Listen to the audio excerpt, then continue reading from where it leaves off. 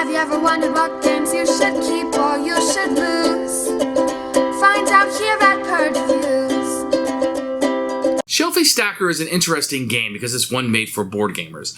And whenever you get that niche into a hobby, I don't feel like the games go that well. You would think a game about board gamers would be one of the top games in the board gaming industry, but actually narrows it down. So it's a pretty neat game, but it's really just for board gamers. It's all about having a board game collection. How do you fit those on your shelf? You know, and there's rules to the game about how you're drafting this stuff and etc. But it's a game about board gamers for board games about board gaming, and it's very interesting that this was made by one of the most famed designers of board games. So it has a lot of pedigree to it, and I think it accomplishes that in an abstract kind of feel-good kind of way. I think it accomplishes what it wants. It gives you interesting decisions, and you know, there's a lot of rules that kind of make the game work, and that's how abstract games usually work, and they kind of plaster this theme onto it. There's a couple solo variants that are very good. I think one is better than the other, and I've done a review of those. You can check those out. And I just think that this is a fine abstract game. It's not one that's going to blow you away. It's not one that's going to light the world on fire. But I think that it is going to be one that if you play it, you're going to have a very good time with it. And it's going to hit a niche with you because you're like, oh, I'm a board gamer. I collect these things. I think it's going to be fun for people. So I would definitely say that Shelfie Stacker is one that you should check out if you haven't played it, especially if you have a love for the hobby. I think that's going to pull into it, and you'll have a good time. The components are well done. The artwork is cute. It's very colorful, and the game is quite good. So it's one of the few abstract games that I really, really enjoy. Shelfie Stacker is a keeper for us. So here's Shelfie Stacker, which is the latest game designed by Shem Phillips, one of my favorite board game designers. Very welcoming look here for what really is just a opening game or a gateway game. If you will, Rulebook, which we'll take a look at in a few minutes. You're going to get a nice baggie that you'll be utilizing all the time. And you get a bunch of dice in here. Look at all these dice. And they don't have regular pips on them on purpose, which is a little harder to read. But you can see that they're designed to look like board games on your shelf, which is kind of cool. Very niche product here, I think, with the board gaming shelf thing. I think only us board gamers would get this. Now, these are going to be your IKEA shelves that you're going to have, the big shelves you'll be filling up. Then you have your shelf of shame, which everybody would get. Now, these are all recessed, very thick, very, very nice that you're going to get in here. You're going to get 6 of these deliveries, depending on how many players you'll use. You'll utilize these up. Very, very thick cardboard, very nice. You're going to get a bunch of cards, which are okay. I wish there was more variety, to be honest, but it is what it is. It wasn't a very expensive game. In the game scoring you're going to have in here, you're going to see the dice, and they kind of highlight what you want to score. Different symbols that you want to get in order to score points here. And then this power, they have 4 different powers. I wish there were more of these. This is what I really wish there were more of. Different powers that can be utilized during the game. You're going to get a scoring pad, which quite frankly we don't use. And then everybody's going to get a set of cards here. They're all the same. There are some variety. They go up quite a bit. You only use 8 in a game, but there's 16 different cards. You can see each one has a different power on it.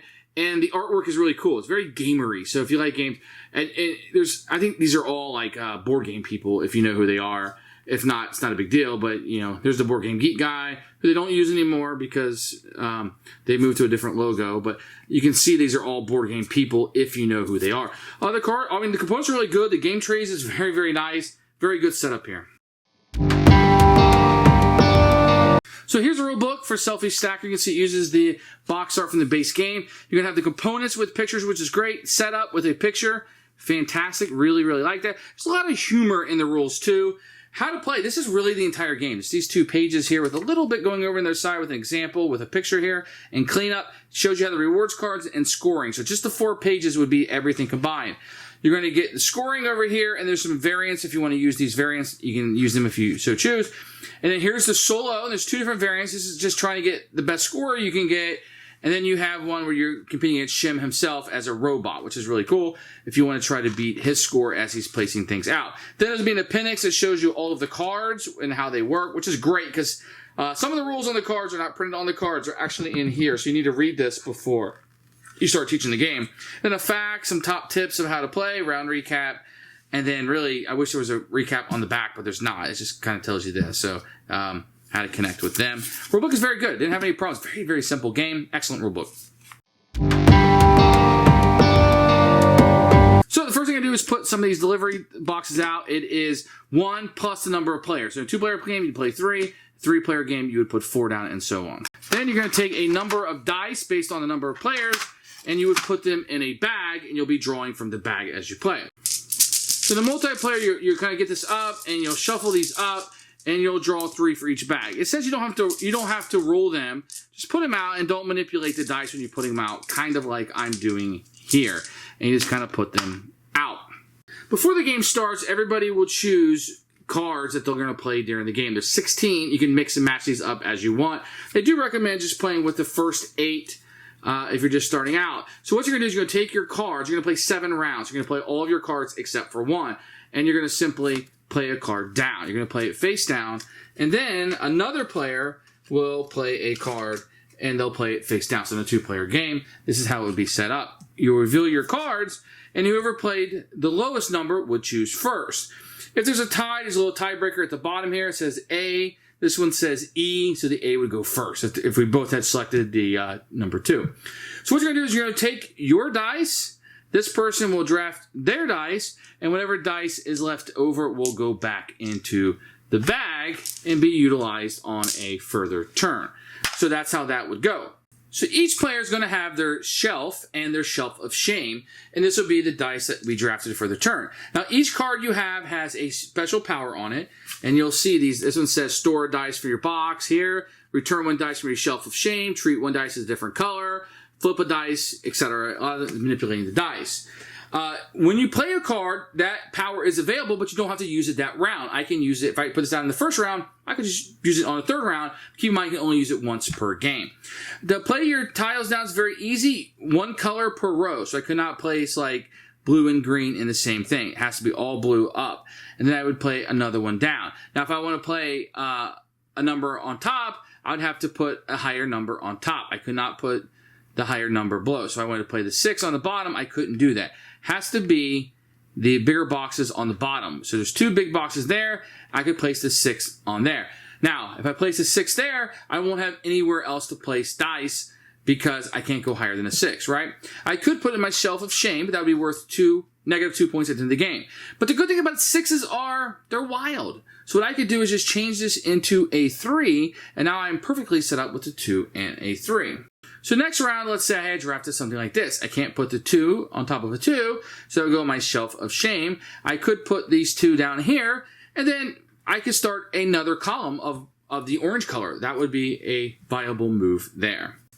Now, each game is going to be one of these cards, not all 4 of them. One of these will be out.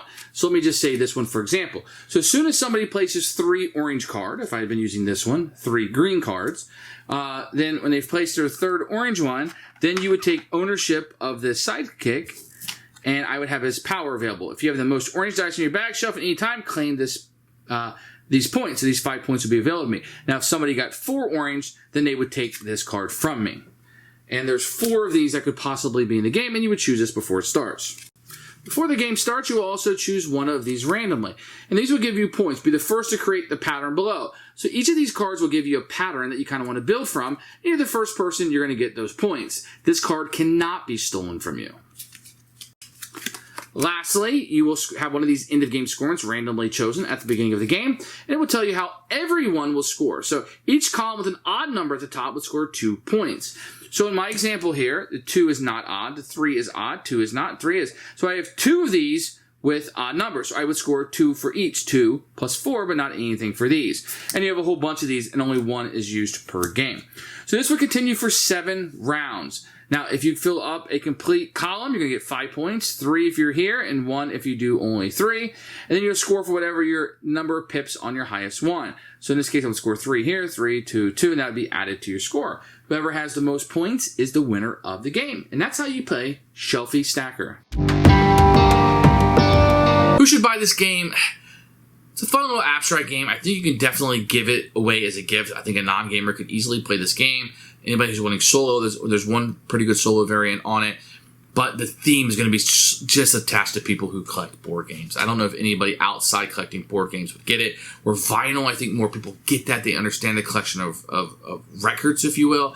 I think less people are going to understand collecting the board game aspect of it. But it's still a fun game. I just don't know if it's going to connect to as many people who may be outside of the hobby. So, if you have a hobbyist and you want to buy a gift, I think this is a great gift to buy. If you know hobbyists, maybe they never heard of this game, they're going to think this is clever, they're going to think this is cute, people are going to like this game, but I think it's for that niche hobby. And maybe not too much out of that. Abstract gamers may like it, but it may not be as hardcore abstract for them.